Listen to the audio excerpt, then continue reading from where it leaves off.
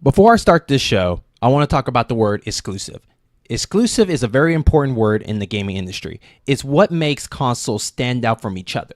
It's the reason why Nintendo, PlayStation, and Microsoft are still in this console war, but there's still a debate about that word exclusive. Is it really important? But I want to look at it from a different view with these two questions to you. So, number one, what are the pros and cons of third-party developers making their games exclusive to one console they select? And number two, if you were a developer, would you make your game exclusive to one console? Let's begin.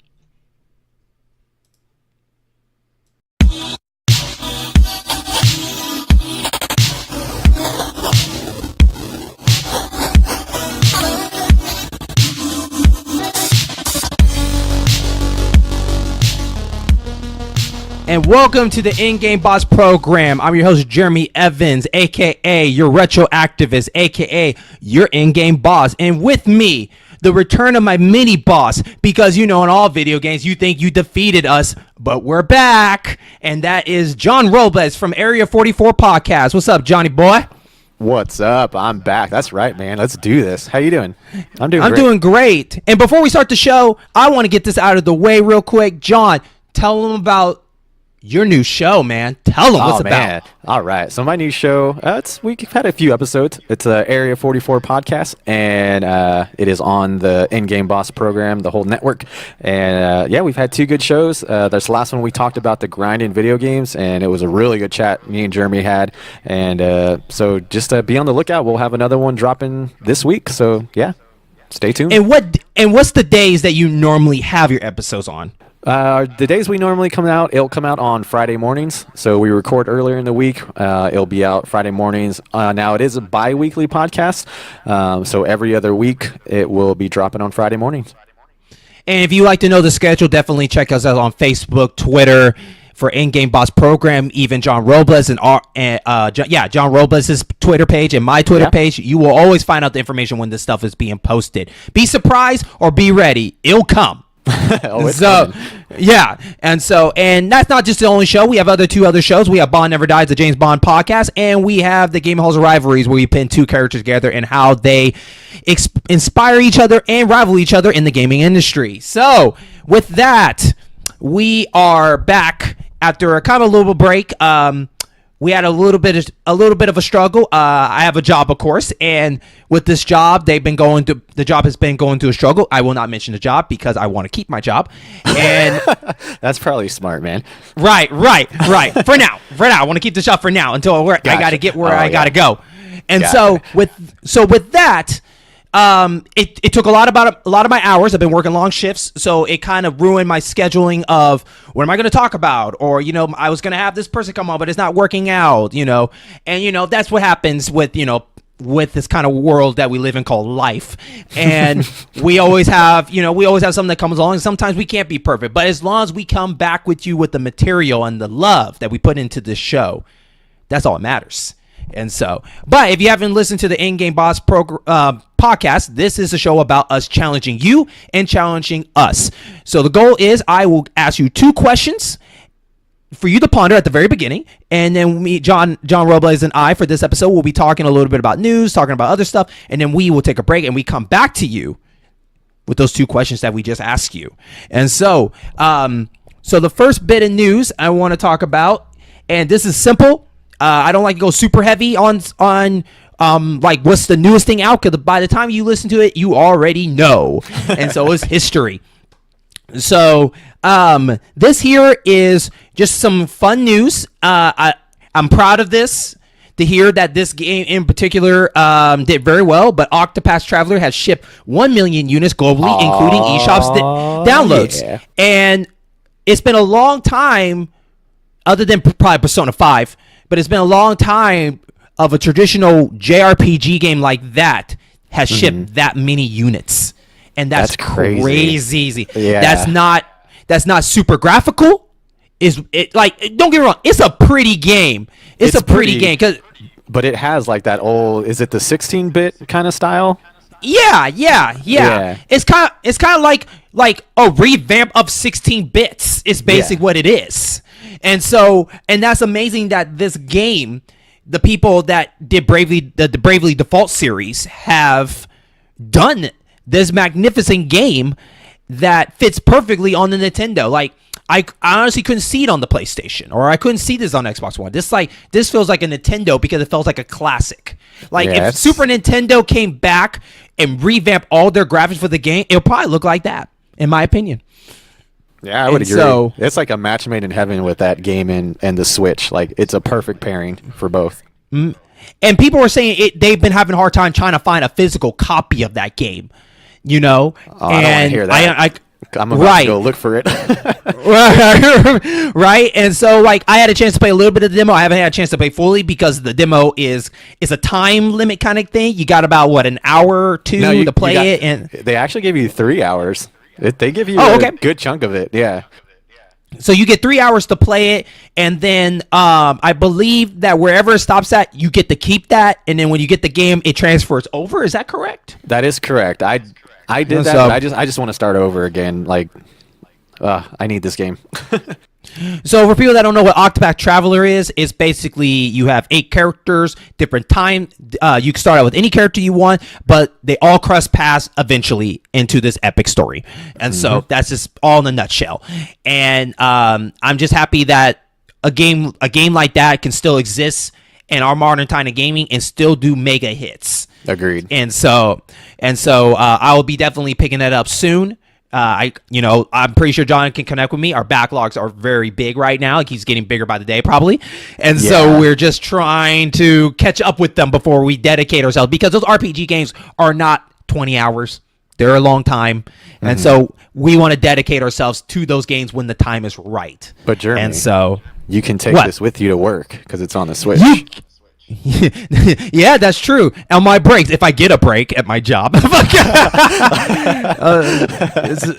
So for me, I hope that I get a little vacay, or I go on a road trip, or I go on traveling by plane, so I can actually do it. Actually, the one time I took my Switch out was I went to a bar and I sat and grabbed a drink, and I played Zelda Breath of the Wild. And really? I wanted to see I just wanted to see how that felt. So I went by myself. There was a jazz band playing, and I just sat in a booth. It was one of those round seat booth with the round table, just by myself. Okay. It was just by myself. I pulled it out, and I just started playing it, just to trying to see, like, do I feel awkward playing out here? Do I feel comfortable playing out here? Just to test that. And and did you? people, my bartender, I felt good. People came by, and not people came by, but when I mean people, I mean like the waiters and waitress. They came by, like, would you like another drink? I was like, yeah, sure, let's grab another drink. And I just continue playing my game. And so, awesome. Do I want to do that more? Yes, I do when I have the time. But I think it'd be better if I get a game that's not long. I want to probably play games that are like kind of short games, like like maybe Smash Brothers, Mario Kart, puzzle games, stuff like that. Puzzle games, but I don't want to put. Yeah, because I feel like long games like Octopath Traveler is something I need to be in a quiet place and actually concentrate playing. But if I can play a game I can just play and it's fun and I don't have to worry about that. Like Mario Odyssey would be an example. I can probably play that and have no problem. But anything dedicated for a long period of time, I'd rather just be in the comfort of my home playing that or something. Especially if it's like story driven. Like, that would be hard for me to concentrate on the actual story. Right, with a lot of noise going, you can't hear, and I don't want to have to put my headphones on to listen. What's the point there? I might as well be at home doing that. I want to be able to just play and enjoy the music and company and just enjoy playing the game. And so that's all it is for that news. I just wanted to say congratulations to Square Enix for taking a chance on a project like this. And what was funny, because it goes right into what our main segment is going to be about, exclusives that we're talking about, because this is exclusive Nintendo. And so before we also continue on, before we take our break to get to the main thing, today I want to talk about another thing called Boss Talk, and it's basically just something that it's kind of, I want to say, it's not like, I want to talk about like positive and inspiration things in gaming that we should just hold on to. And last time I talked about the word hate, and I talked about hate of using it as a positive thing. And what I mean by that is more of use hate as to push yourself to be better if you're jealous of somebody, like, push yourself to be better. And I always see people out there like Ninja on Twitch, or I see IGN, and I look at them and I hate on them in a positive way, because I want to push myself to be up there with them. And so that just made me laugh. You hate them, but in a positive way. Positive. I know, right? It's weird to say that. Like, man, I hate you in a positive way. It's like, why? Because I'm jealous. I'm jealous. I'm not up there with you. Yeah. And so, I think people say, but I think secretly we all feel that way. I honestly do. I think that is a definite human nature thing that everyone has. Mm-hmm. And then the other way around, like, I want people to hate on me to push myself to keep going, because I want to prove to you that I can keep going, and you're not going to let me down. You're not going to pull me back. I'm going to keep doing what I got to do.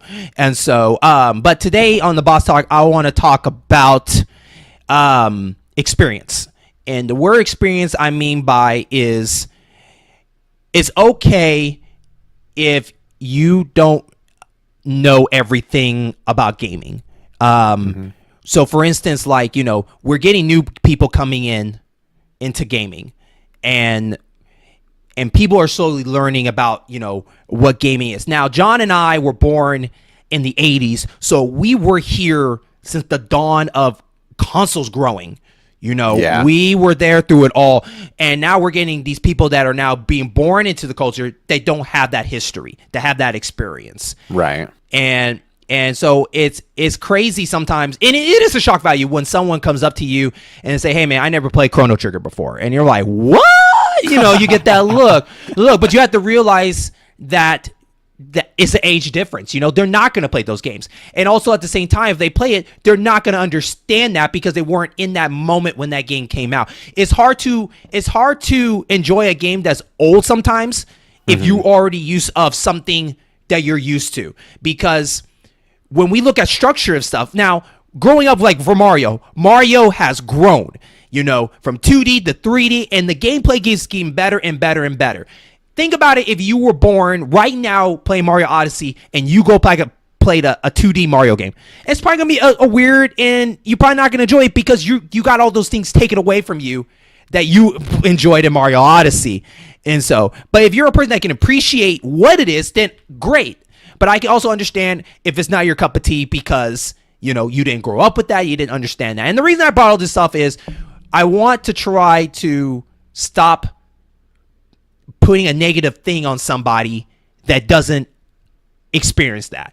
Right. It's okay if you haven't played Zelda. It's not in the world. We know somebody in our group, Hunter Lantern. Shout out to him. He have never played a Zelda game. Oh, I didn't know that. Well, okay, let me rephrase it. I think he played a Zelda game, but he doesn't know a lot. He probably played a little bit, but I don't think he hasn't fully beaten a Zelda game, if I'm correct. Okay, gotcha.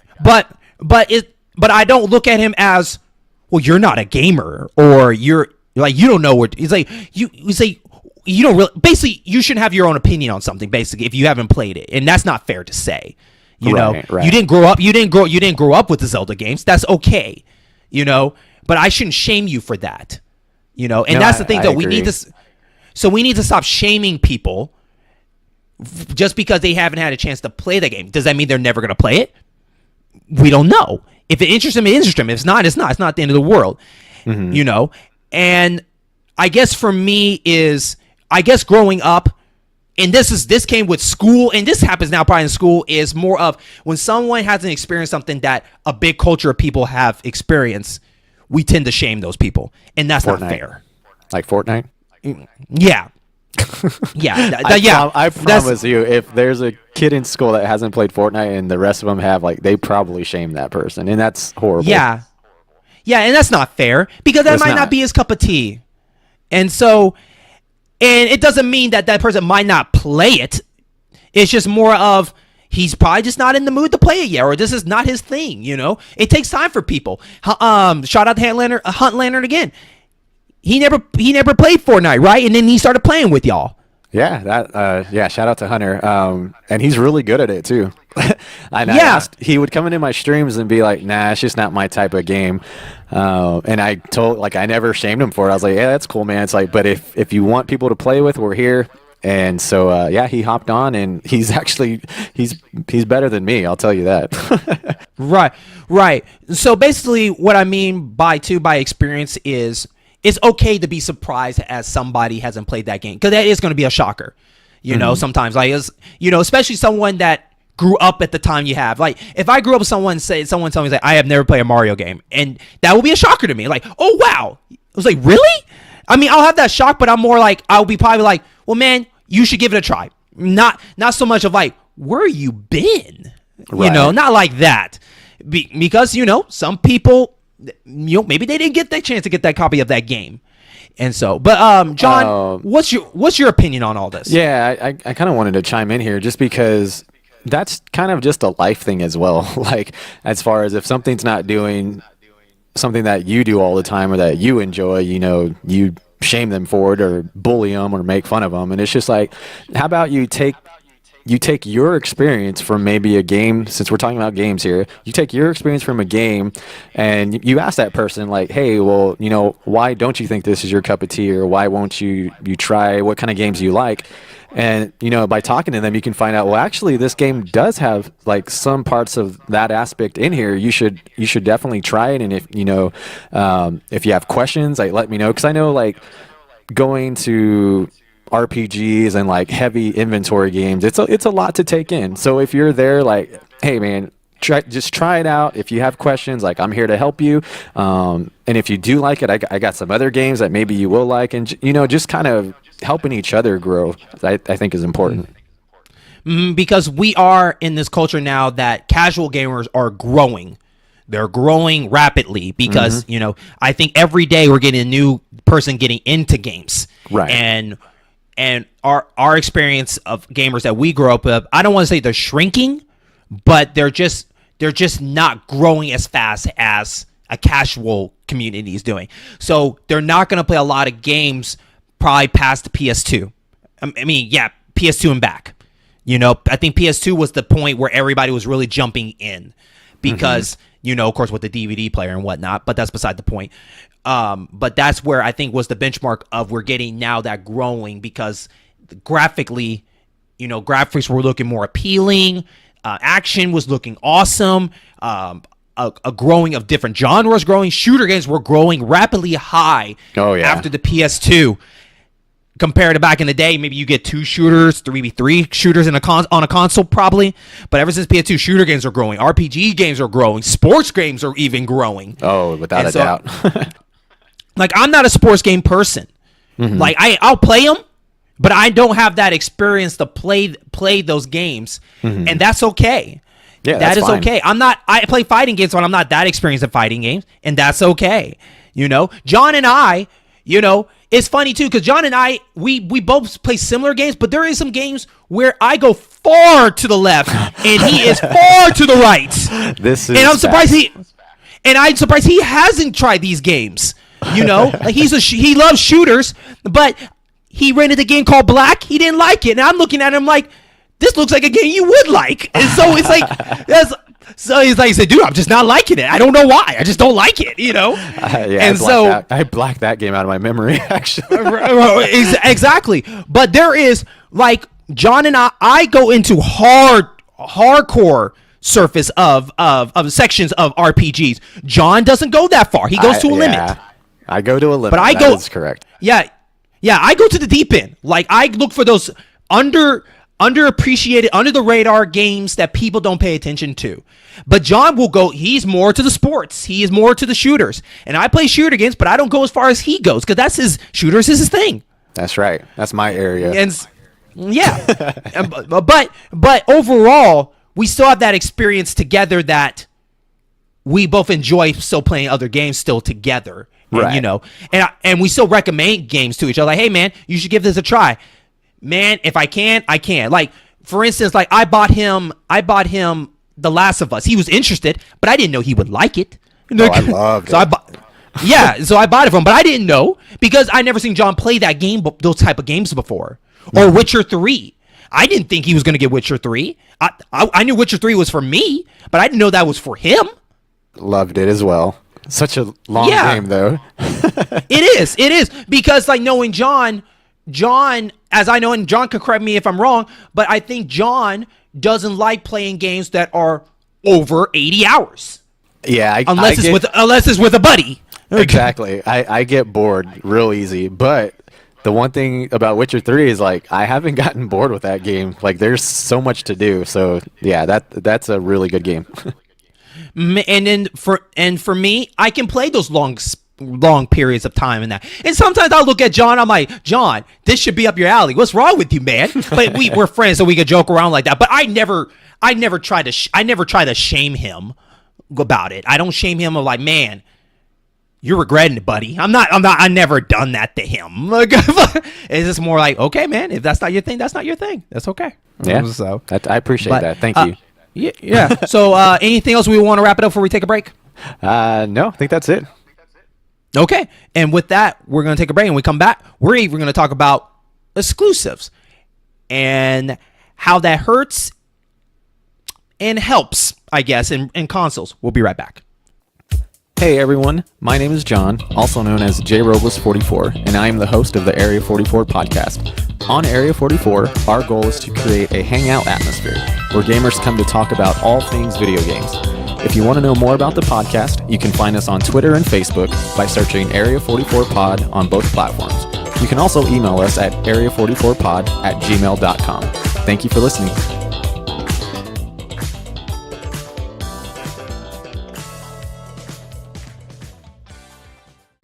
Hey, this is Jeremy Evans, aka your in-game boss, and I want to thank you so much for listening to this podcast as part of the In-Game Boss program, a network of gaming and other variety of these shows that you can find on Podbean, YouTube, and of course iTunes. Shows like the In-Game Boss podcast, the Gaming Halls of Rivalries, Bond Never Dies, and Area 44. Thank you so much. Enjoy the rest of the show.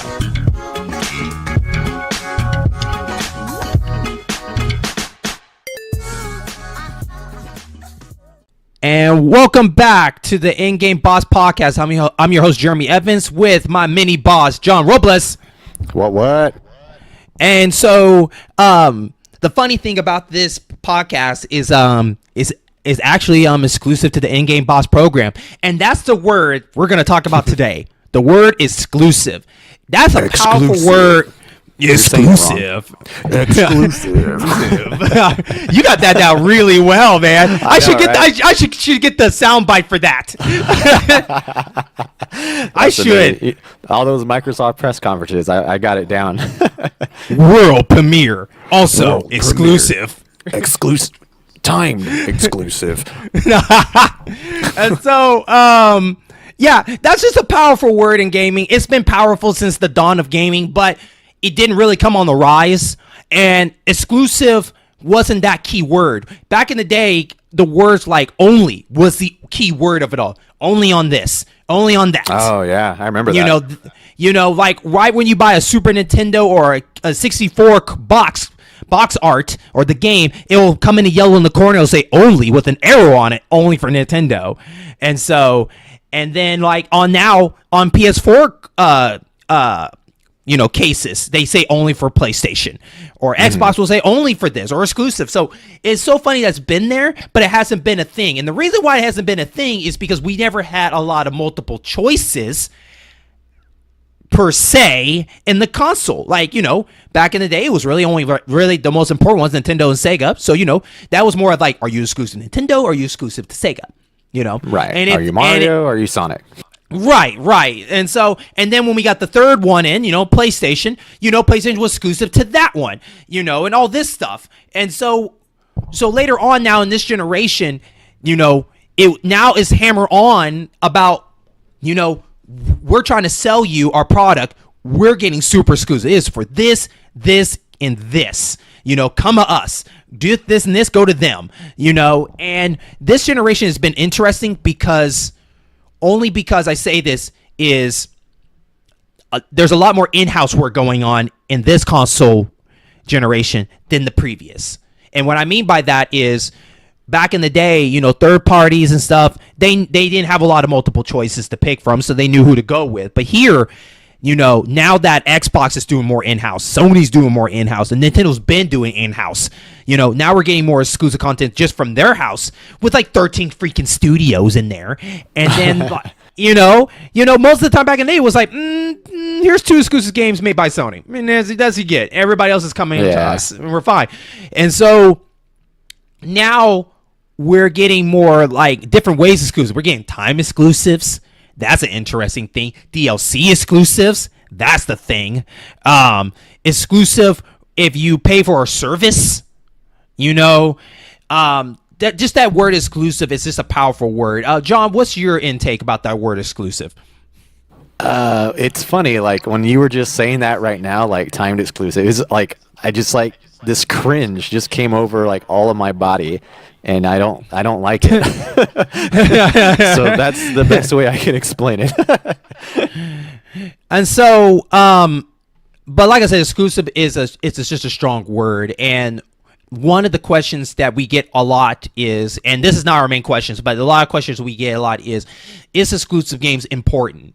And how come all these games just can't go to everybody? So I want to answer those questions real quick. One, the reason why all these games can't go to everything, then what's the point of having consoles? Just have one and then we're done. That's not how it works. People want money. That's just plain simple. So people want to make sure they get these products on their product, only on their stuff. And that's just the way I look at it. John, what do you look at it as? Yeah, kind of the same way. It's a money thing. Now, I mean, it depends who you ask. If you're Sony or Microsoft, like who's getting the better end of exclusive titles? Of course, it's Sony at this point. But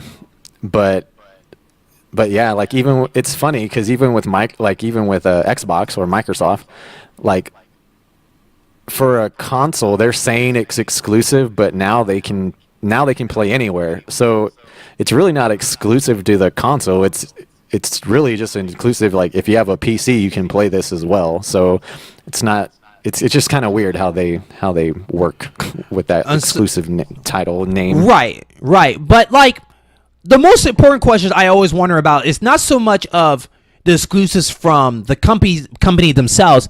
I want to talk about the outsiders, your third parties, your second parties. Like, let's talk about them and how they decide why would they just choose to go only exclusive of them. Let's talk about the pros and cons. So the first question that I ask for the show is, what are the pros and cons of third parties going exclusive to the console they select? So right now it's Nintendo, PlayStation, or Sony, or Microsoft Xbox One. And so let's talk about the pros and cons. And John, I want you to start it off first. What do you think are some pros and cons? Or how about this? Let's talk about the pros first. How about that? Talk about some pros. Yeah, let's talk about the pros of going exclusive to one console.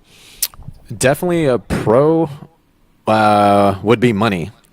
And the reason I say that is because if you're a third-party developer and you have this like awesome game that's coming out, you're going to have those console people fighting over, hey, come over here. We'll give you these incentives. We'll give you this amount of money. So I think the definite first pro on the board is like you're going to be getting paid, and you're going to be getting money. So that's one pro right there. One pro for me on my side is being exclusive to it. You get all the spotlight. So meaning that like you like at E3, you might get a spotlight on stage. You might be marketed more by the certain company that you're going with. You're probably guaranteed to maybe get another one under their belt or given a project to you to do. If you do a good job and whatnot. So I think that's a huge plus side to that. John, what other pros? Or what are you saying? Yeah, I was gonna say to touch on that. It's crazy because you saw that with No Man's Sky. Like they got a huge spotlight for it being on PS4, and no one even knew what the game was. And I mean, you saw how it launched. It wasn't good at launch. So it's like, yeah, like you said, that pro of just getting that spotlight to be like on an E3 stage or like having interviews. like, man, that's a big pro, just getting your name out there and marketing. Yeah, so especially like if you have, like you said earlier, like if you have a really good idea and they want it. And so so any other pros that we can think of for third parties that, you know, that sounds good to you about, you know, being exclusive to a console? Anything else come to mind?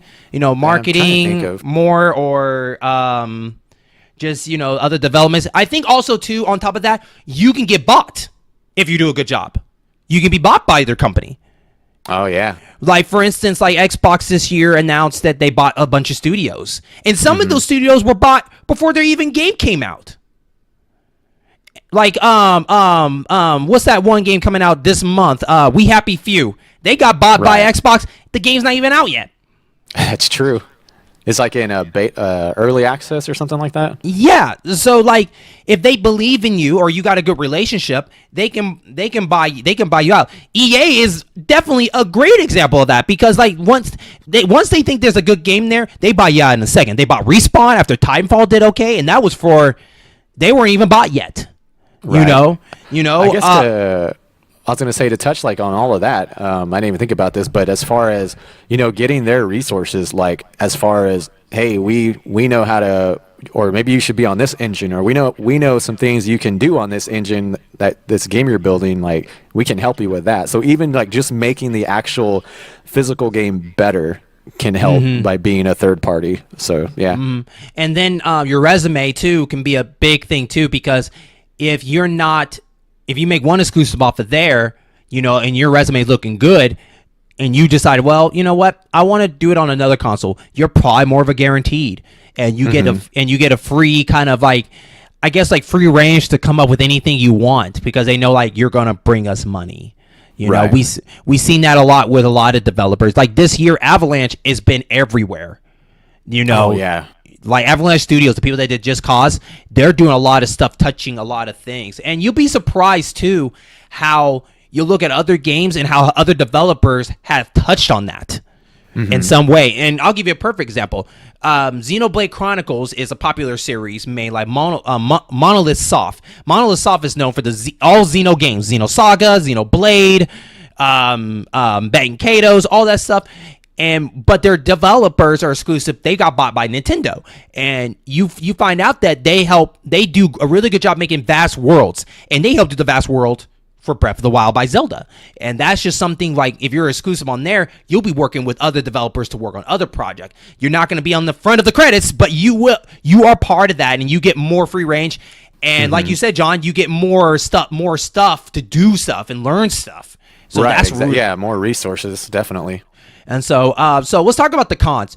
What do we think is the cons of, you know? Oh man, first con I would say is, if it's exclusive, you're missing another audience. So it could be a blessing and it can be a curse, to where, you know, you have old Joe on the Xbox. He's not going to buy a PlayStation, but that game came out on PlayStation, and you know, no matter how much he wants to play it, it's just like maybe Joe can't afford another console. So you're kind of missing that demographics, like a whole other section of gamers that can't play on that specific console. So that's one con. And that's one definitely we both connect really well, because, you know, there is games on other consoles that we want to play so bad, but we just but I don't want to get the console just for that one game. Like, you know, Xbox has Sunset Overdrive that I want to play. It's my number one game I want to play there, but I don't want to buy a console just for that one game. Exactly. Or you know, your favorite series, nothing's worse than a series that you love so much on the console you used to play got moved to another console that you can't get. Ooh, we've seen that before. We've seen that a million times. Phantasy Star is a great example of that. We grew up. We were playing it on Dreamcast, and then it went to the GameCube. And, you know, John didn't have a GameCube. I had a GameCube. He was stuck with the PS2 at the time, so he had only to play it at my place. But I know in the back of his head, it's like, why did this not come to PS2, the most popular console of all time? Why is it not over here? And so you know, that kind of sucks. Or Resident Evil. Resident Evil at a time was only for GameCube, but later on it went on the on the PS2 with extra exclusive stuff to that, and that burns people. That burns people when it does that. And so, I'll tell you one thing that like hurt me, and this is a series that was kind of revitalized or reamped, whatever the right word is for that. But the new installments of the Tomb Raider, the first one came out on the PlayStation. I believe it was PS3. And then the next one was going to be exclusive now, not exclusive forever, but a timed exclusive for a year on Xbox. And I still haven't bought that game, even though after that year, it came back to PlayStation. I was like, no, like I wanted to play this when it came out on the PlayStation where it was before. And then the Xbox got the exclusivity for it on the second game on their console. So I was like, man, that kind of burned me to even after that year. It's like I still haven't played or bought the game, and I probably will, like if it's on sale, but that kind of burned me when they did that. I think time exclusive is a waste of time. It's either you're going to the console, or you're not. I just feel like that time exclusive feels like we're just gonna announce it and get a reaction, and we're like, okay, it's coming to the other consoles later, even better. And then you get the people that got the on their console are not getting the best edition as the other one. They get the upgraded stuff. Like I pay for all this DLC or all this content for this one, and then later on the other console is getting this special edition with everything on it at a price that's probably cheaper than all the money I invested making this the ultimate package, and that sucks. Oh, that's true too. Yeah, you're right. and that sucks, but that's part of what it is. Sometimes that's what most games do. Like they'll get that exclusive, and then it'll bring over and they'll get all the stuff. That's why I think time exclusive is just a waste of time to me. It's just more like, look, either put it on the console or put it on everything. Let's just not do this whole carrot thing. Okay, just either do it or don't. A lot of things developers are doing now is they'll have a game that comes out on both consoles, but and you mentioned it before, timed DLCs to where this. Say it's on Xbox, they're getting an extra like raid or strike or extra content that you can do in like a multiplayer game that a PlayStation user can't get until months after or something. And by that time, it's a waste. It's like, well, no one's playing this content anymore because you have new stuff coming. It's just like that. I think that hurts. Right.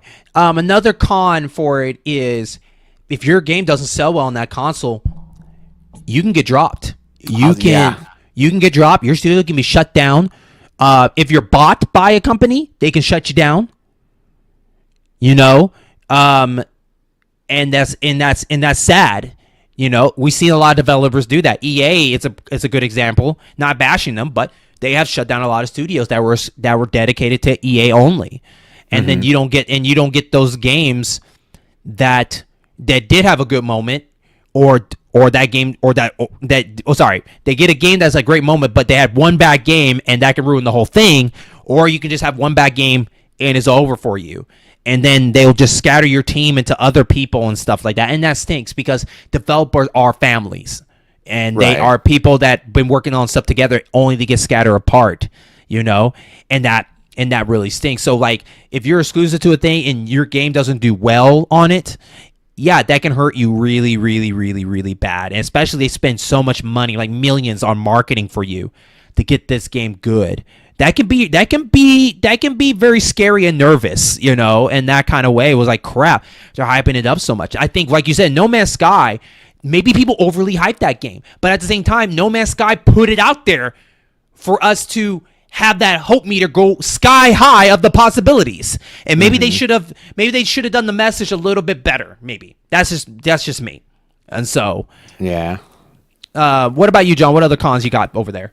I was kind of just thinking the same thing as far as if you're a third party, making it for this one console. I mean, that's a risk that you're taking because, like you said, if it fails, I mean, that could be it for you. So that is taking a huge risk to just put it on one console. So as far as like the cons, I think kind of what we just explained, that's That's really all I can think of is just, it can fail. Now I don't know if you have any more, but those were the two that I really wanted to touch on. So yeah. Okay.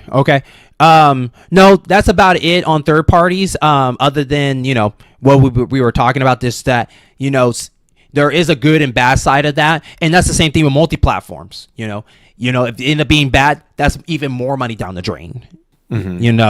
Because you're trying to cater to everybody, and that can be hurtful too. So sometimes I think maybe exclusive can be, as a pro, it could be a safe bet because you don't have to spend so much money trying to get on everything. And then when you get enough money, you could probably share it with everybody. There's a lot of companies that when made a game exclusive and then when it made a lot of money, then they decided, okay, we're going to make the next game multi-platform. We've seen that before. And so I think Fallout was a great example of that. It did well on Xbox, and then they brought it to PlayStation. It wasn't time exclusive. It was more like, we have enough money. Let's go ahead and put it out on everything. And so... And that was smart on their part. Right. And so let's go into our second question. Would we personally, as a developer, make our game exclusive to a console? To me, it's weird, but yeah, I would probably go exclusive. Oh, you would? I would. Interesting. Okay. I would. Oh, what, you thought I was going to say no? No, I didn't know what you were going to say. I'm just continue. Okay. Continue. I would do exclusive to the demographic that fits me, not with the most popular. And I know that's weird to say that because it's like if PS4 and Xbox and Nintendo are standing right now, PlayStation is number one. I understand that. And most developers will probably say, hey, you're crazy if you're not going to make your game exclusive to PlayStation right now for this. But to me, looking at Octopath Traveler, if your game is good, money's going to come.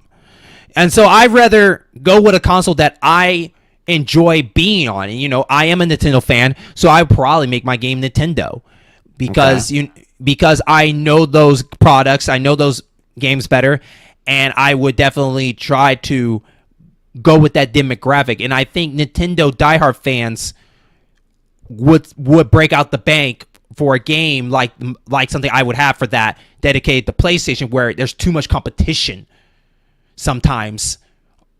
For that. Sometimes you can make more money in a small group than a big group because you might not be on the front of the page depending how they do their layout. You could be in the back of the page. And so, but if you're good on something, I would go exclusive only because I want to save money, and if it does well, then I would probably branch out if I wasn't bought out by Nintendo. So that's just personally me. Yeah, that makes sense.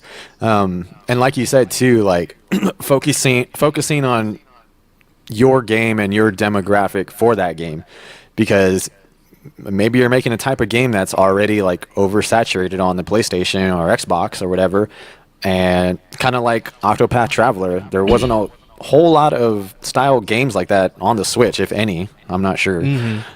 So like, for them to exclusively just go Nintendo was definitely a smart move on their part, because not only are they going to sell their game on that, they're helping Nintendo. Nintendo loves it because they might buy a Switch for that game. So it works hand in hand with both of them. So yeah, I definitely see your point there. And Shovel Knight is a great example too. Shovel Knight. Yeah, that's true. I wanted to bring that up because that's a game that is so old school. Did mega bucks. Then it came out for everything else. My God. Yeah, same with, I guess Hollow Knight was out on the PC before? Yeah, so that was other way around. But I know it's doing really well on the Switch right now as well. Okay, so your turn, John. What would you do? All right. Oh, man, I was... Now you got me thinking. You're playing mind games with me, Jeremy. And I don't appreciate it. I'm just kidding. I like this because it makes you think about these things. Right. Now, I mean, my gut, though, is saying I would not make it exclusive. Okay. Trust your gut. And that's just in my opinion, just to reach a wider audience, whether that's be on PC or on a console. So, or even nowadays, if it can play on a phone, then shoot, I'm putting it on a phone so you can play it. Now, I guess the question then becoming, how much does it cost to port all these things on these different things? So that it could be costly. So if I'm a third-party developer and this is like my first game coming out, maybe it might be the safe route to be like, we're just going to throw it on the Switch. We'll see how it does later. But if I've made some games and I'm like confident in my ability that this is going to sell and I know I can make a good product, then I'm going to throw that everywhere that I possibly can, so every gamer has the chance to play it. So my gut, or my initial gut, is going with I wouldn't make it exclusive. And it's funny you said that too, because if you think about it, like I said, back in the time when it was just Sega and Nintendo, they had no choice but to go one or the other.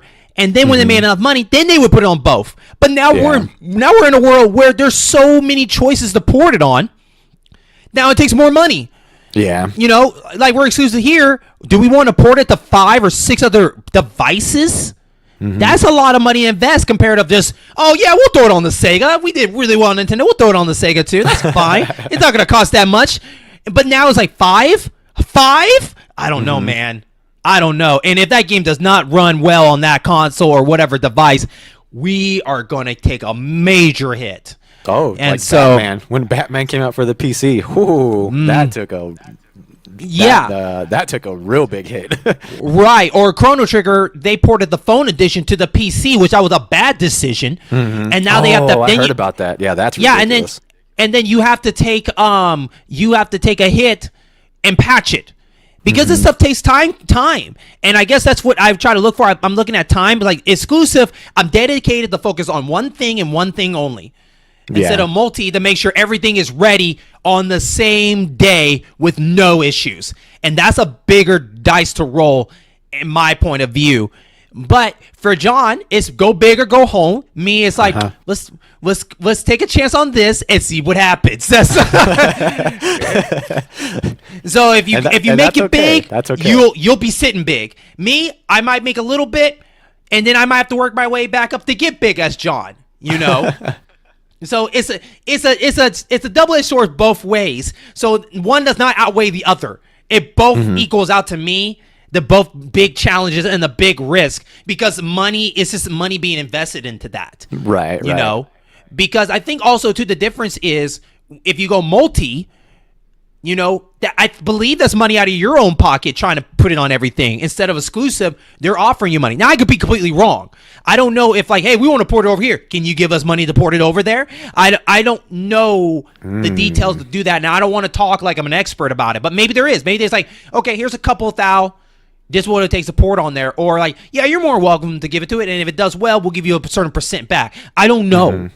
I don't know. Yeah, John, do you know about that? No, I'm not. I'm not. But I'm really curious about that. How? So if you're in like, if you've developed a game or developed any sort of software or anything, like definitely let us know. I know. I'm really curious about your friend who was making that kind of like that Halo. Lee, like I've heard. Yeah. I was kind of curious if you've talked to him about like how that works, like if he's only putting it like on a PC or what he's doing and why he's doing it. I'm kind of curious about that. I think he's just doing it for the community. Because since they don't own the rights to that brand, because it's Halo material stuff, they can only do it for the people. And so there's no, and I think it's only PC only, because I don't think they can put it on console. On console, yeah. Yeah, okay, because that like makes sense. I think it's because like they can't mod it on a console. You know what I mean? Right. So I think PC is the only thing, but that's something I might have to do a little bit of research, or maybe later in the future, maybe John will talk about, it's porting games a good thing or a bad thing. Maybe, that's maybe something we can go into detail and talk about. How long does it take to port a game? Because, it does take time. People are talking about, I'll port over. It'll take a couple of months, but it'll pour over. People sometimes think porting over, we'll bring it over there. And they think like, it's out now. It's like, it's not like that. it's a lot of work to port those things to another because you got to change all buttons, all the layout, and a different console setup for that. I think it's harder porting over from console to PC because PC you have to worry about different size monitors, different size hardware, graphic card. It's like you have, and if one of those things is off, that game is gonna struggle. Right. But with that, I want to thank everybody for listening to this episode, this exclusive episode to the podcast network, the In-Game Boss program. But like I said, that's not the only show that we do. We have John's show, Area 44, that just premiered 2 weeks ago. It's doing super well. Definitely check us out. I'm a co-host on there. It's been a lot of fun having Jeremy. Yeah, I was going to say, it's been a lot of fun having you on there and talking video games. And so, but if you have anything to contribute, like reviews, telling how we're doing, what can we do to get be better? What would you like to see on the show? What would you like to hear about? Definitely email us at the ingameoffice@gmail.com. But that's not the only place. We're on Facebook. We are on Twitter. You can listen to all these shows on Podbean, YouTube, and Apple Podcasts. Yes, yeah, I got it on the first. Yes, yeah. All right. Let's go.